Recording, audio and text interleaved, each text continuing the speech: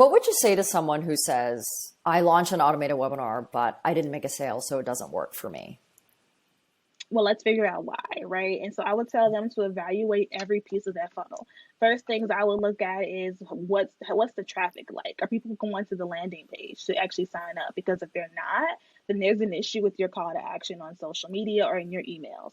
That's so we can't even blame the webinar. We have to blame how we're Mhm. talking about it if we're not even getting traffic. If we are getting traffic but we're not getting any signups, then let's evaluate how you designed your registration page. Maybe your graphics are not are pixelated incorrectly, the wording is incorrect. Play around with the language and the design of the landing page.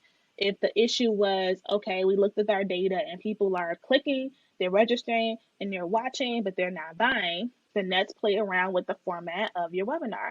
Maybe you forgot to put the call to action button in there. It could be something as Yeah. simple as that, right? Maybe you didn't put it in there, you didn't put it in the right timing. I would play around with the interactions. I would play with the timeline. I would play with the visuals. I would even play with how you sound when you're doing it. Like, are you confident? Are you excited?